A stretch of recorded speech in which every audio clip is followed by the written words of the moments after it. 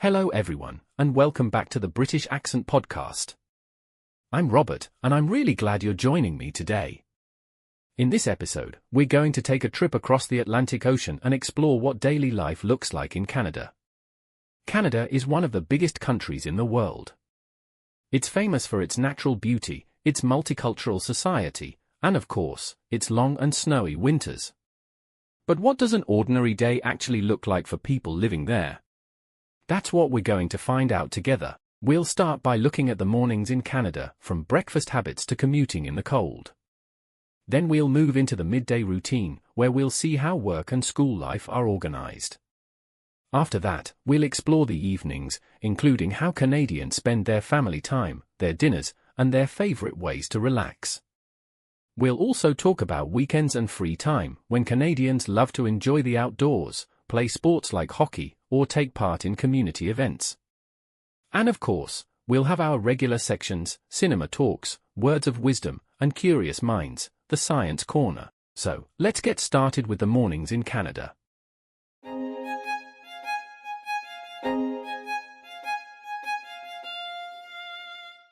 Mornings in Canada usually start with something very simple and very familiar. For many Canadians, the first stop of the day is coffee. Coffee is almost a ritual here, and one name comes up again and again: Tim Hortons. Tim Hortons is a coffee and donut chain that is almost like a national symbol. People often grab a double-double, which means coffee with 2 sugars and 2 creams, before heading to work or school. Along with coffee, breakfast at home is usually quick and light. Cereal, toast with jam, or maybe some yogurt are common choices. Some people might have eggs or pancakes on weekends, but on weekdays, it's usually something fast. Schools and workplaces in Canada tend to start early. Most schools begin around 8:30 in the morning, and offices often open by 9. This means that mornings are often busy and a little rushed. Families get children ready for school, pack lunches, and try to leave the house on time. Commuting is another big part of Canadian mornings. In big cities like Toronto or Vancouver, many people rely on buses, trains, and subways. In smaller towns or suburban areas, cars are the most common way to get to work or school. But there is one thing that makes Canadian commuting unique: the weather. During winter, heavy snow and icy roads can slow everything down. People often have to scrape ice off their cars, wear thick coats, and leave earlier than usual just to be on time. This mix of coffee culture, early schedules, and the challenge of winter shapes the start of the Canadian day. It's a routine that feels ordinary to Canadians, but quite unique for visitors. After the morning rush, Canada shifts into the rhythm of work and school. Office life in Canada often begins with a mix of focus and friendliness. Many workplaces value punctuality, teamwork, and respect. Employees usually work in open office spaces, though some have private desks or cubicles. Meetings are common, but they are often short and to the point. A key part of the Canadian office environment is politeness and professionalism. People greet each other with good morning or how are you before starting the day. In schools, the atmosphere is structured but supportive. Students follow a timetable with classes in subjects like math, science, and English, but also arts, sports, and technology. Teachers encourage participation, asking students to share ideas and work together. There's often a balance between individual tasks and group activities. When midday arrives, attention turns to lunch. For many office workers, lunch is quick. Some bring packed meals from home, usually sandwiches, salads, or leftovers from dinner. Others head to nearby cafes or food courts. In larger cities, you'll find incredible variety thanks to Canada's multicultural population. You might see sushi shops next to Indian curry restaurants, or Middle Eastern shawarma stands close to Italian pasta places. Students also bring lunches from home, often packed by parents. It could be a simple sandwich with fruit and a snack. But just like in offices, schools reflect Canada's diversity. It's common to see kids with dumplings, tacos, or homemade cultural dishes. Break time at school is also a chance for children to play outside or chat with friends. For adults, the lunch break is usually 30 minutes to an hour. It's a time to recharge, step outside for fresh air, or even catch up on errands. Balancing work or study with personal life is very important in Canadian culture. While people work hard, there is also an emphasis on taking breaks, respecting personal time, and not staying too late in the office. This balance between effort and rest helps maintain both productivity and well-being throughout the day. Now, let's move on to evenings in Canada. Evenings are often seen as the time to relax, reconnect with family, and enjoy personal activities after a busy day. One interesting cultural difference is the timing of dinner. In Canada, dinner usually happens earlier than in many other parts of the world. For example, while people in some European or Mediterranean countries may not sit down to eat until 8 or 9 p.m., many Canadian families typically have dinner around 6 p.m. This early mealtime fits the North American rhythm, where the day often starts quite early and people prefer to finish eating well before bedtime. Dinner traditions vary depending on the household, but some common meals include meat, vegetables, pasta, or international dishes that reflect Canada's multicultural society. You might find families enjoying spaghetti one night, stir-fry the next, and perhaps a traditional roast dinner on the weekend. Another well-loved Canadian custom is barbecue during the warmer months, when people gather outdoors to grill burgers, hot dogs, or steaks. After dinner, evenings often become a time for family activities. Some families sit together to talk about their day or help children with homework. Others use the time for hobbies like playing an instrument, reading, or gardening in the summer. Sports are also a big part of Canadian evening culture. Hockey is especially popular, with many children and adults practicing or watching games in local arenas. In warmer seasons, activities like soccer, baseball, or biking are common as well. For those who prefer a quieter evening, entertainment at home is a popular choice. Many Canadians enjoy watching TV shows, streaming movies, or following online series. Netflix and other platforms have become a big part of everyday life, providing endless options for relaxation. On weekends, people might go out for a movie, visit friends, or enjoy a meal at a restaurant. In short, evenings in Canada reflect a balance of family, relaxation, and entertainment.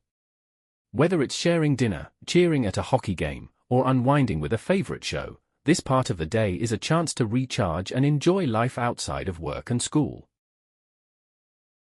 Weekends in Canada often feel like a reward after the busy pace of the work and school week. They provide people with the chance to slow down, spend time with loved ones, and enjoy hobbies or outdoor activities. Unlike weekdays, where schedules are tightly packed, weekends are usually more flexible, although many Canadians still like to keep them active and productive. One of the most common weekend traditions is the big weekend breakfast or brunch. While weekday mornings may be rushed with quick cereal or toast, Saturdays and Sundays often feature heartier meals like pancakes with maple syrup, eggs, bacon, or waffles. Going out for brunch has also become a popular social activity, especially in larger cities where cafes and restaurants offer creative menus that mix Canadian and international flavors. Outdoor activities play a huge role in Canadian weekends, particularly because the country is famous for its natural beauty. In the summer, families might go camping, hiking, or have picnics in local parks. Cottage trips are also very popular, especially in provinces like Ontario and Quebec, where people drive out of the city to spend time by the lake. In the winter, the weekends often include skiing, snowboarding, or simply playing in the snow with children. Hockey tournaments are another big weekend event, with many families spending hours at the rink to watch or play. For those who prefer a quieter weekend, shopping and visiting local markets are common choices. Malls, farmers' markets, and small neighborhood shops attract people looking to relax, browse, and pick up fresh food or household items. Some people also dedicate weekends to household tasks like cleaning, laundry, or home improvement projects. Entertainment is another key part of Canadian weekends. Movie nights, concerts, festivals, and community events often take place on Saturdays and Sundays. Many Canadians also spend time with extended family or host friends for dinner, barbecues, or game nights. Overall, weekends in Canada highlight balance. They combine rest with activity, tradition with modern entertainment, and family time with personal interests.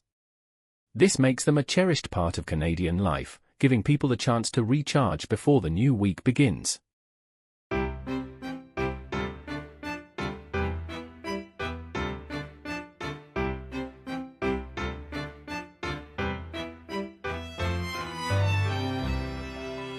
Cinema Talks? Welcome back to Cinema Talks, the part of our show where we explore movies and how they connect to our main topic. Today, I want to talk about a Canadian film that blends action, comedy, and culture in a very unique way. The movie is called Bon Cop, Bad Cop, released in 2006. This film is more than just an action comedy. It is a cultural mirror that reflects two very important sides of Canada, English Canada and French Canada. The story follows two detectives, one from Ontario and one from Quebec, who are forced to work together on a cross-border murder case. At first, they don't get along very well. They argue about language, about habits, and even about the way they drive. But as the movie continues, they slowly learn how to respect each other, and they discover that their differences can also be strengths. Now, how does this connect to our theme of daily life in Canada? One key aspect is the bilingual nature of Canadian society. For many Canadians, switching between English and French is a normal part of life, especially in provinces like Quebec, Ontario, and New Brunswick. The film captures this beautifully, with characters constantly moving between the two languages. This bilingual reality is something that makes Canada very different from many other countries. Another reflection of Canadian life in the movie is humor. Canadians are famous for using humor to handle difficult situations. Even in the middle of serious crime investigations, the characters joke and tease each other. This light-hearted spirit is very familiar in Canadian daily routines. People often use humor to break the ice, to build friendships, or simply to survive long winters. The movie also shows the importance of cooperation in Canadian culture. Canada is a diverse country, with people from many backgrounds living together. To make society work smoothly, Canadians often need to compromise, adapt, and find common ground. The partnership between the two detectives is a perfect symbol of this Canadian value. At first, they focus only on their differences, but in the end, they learn that working together is the only way to succeed. There's also a small but important detail in the movie that reflects daily Canadian routines: hockey. Hockey is not just a sport in Canada, it's almost a way of life. The film uses hockey culture as part of its story, showing how deeply connected Canadians are to their national sport. Whether you play, watch, or just talk about hockey, it often finds a place in everyday conversations. In summary, Bon Cop, Bad Cop is more than entertainment. It gives us a window into Canadian identity, daily habits, and cultural values. It shows us bilingual life, the use of humor, the love for hockey, and the importance of cooperation. So, if you want a fun movie that also teaches you about Canada, this is a great choice to watch.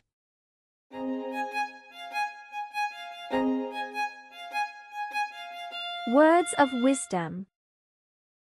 Now it's time for our words of wisdom. Today's quote is simple but very meaningful. The quote says, "Balance is not something you find, it's something you create." This quote really connects to our topic of daily life in Canada. In Canada, many people believe that life should not only be about work. Yes, work and study are very important, but rest, family, and hobbies are just as valuable. You can see this balance in Canadian routines. For example, offices often finish the workday around 5 o'clock. That way, people have time for dinner with family, for exercise, or for personal interests. It is not unusual to see Canadians going for a walk after dinner, meeting friends, or simply enjoying a quiet evening at home. Winter makes this balance even more important.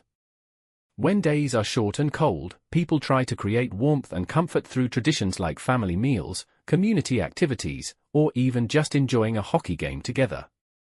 So, the lesson here is clear. Balance does not arrive on its own. It is something you actively build, just like Canadians do in their daily lives.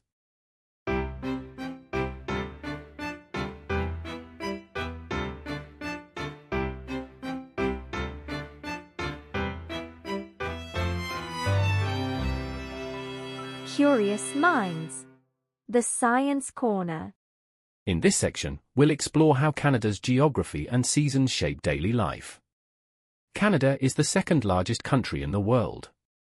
It stretches from the Atlantic Ocean in the east to the Pacific Ocean in the west, and all the way up to the Arctic in the north.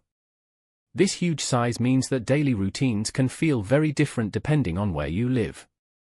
One of the biggest influences is the winter season. In many parts of Canada, winter is long, cold, and snowy. Temperatures can drop well below zero, and snow can last for months. This affects almost every part of life. For school children, it means getting dressed in heavy coats, boots, and gloves before leaving the house. It also means that school buses and cars have to be prepared for icy roads. In some areas, there can even be snow days when schools close because of dangerous weather. For workers, winter can also change routines. Commuting can take longer, so people often leave earlier in the morning. Many cities also have underground pathways or heated shelters to help people move around more comfortably. But the seasons bring positives too. Winter sports like hockey, skiing, and skating are part of Canadian identity. These activities create community, teamwork, and joy even during the coldest months. When spring and summer arrive, routines shift again. The days become much longer, especially in the north, where the sun may shine late into the night. People spend more time outdoors, enjoying barbecues, hiking, or relaxing by lakes. So, Canada's geography and seasons don't just influence the weather. They shape how people work, study, travel, and even how they connect with each other. Daily routines here are not only about personal choice, but also about adapting to nature's rhythm.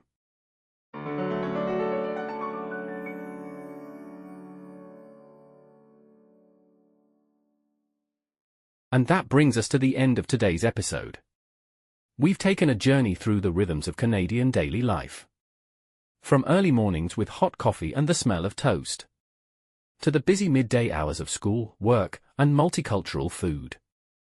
And finally to evenings filled with family, sports, and the comfort of routine. What makes life in Canada so unique is how it blends structure with flexibility. There is a balance between hard work and relaxation. Between surviving the long winters and celebrating the bright summers, and between maintaining traditions while also welcoming new cultures from around the world. Canadian daily life is not always easy.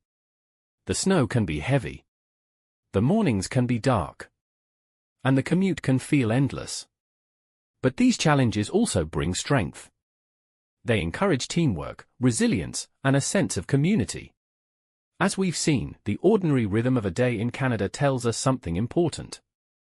It shows us how people adapt to their environment, how they create warmth in the cold, and how they value both personal time and togetherness. I hope today's episode gave you not only a glimpse of Canadian life, but also an appreciation for how routines shape who we are, wherever in the world we may be.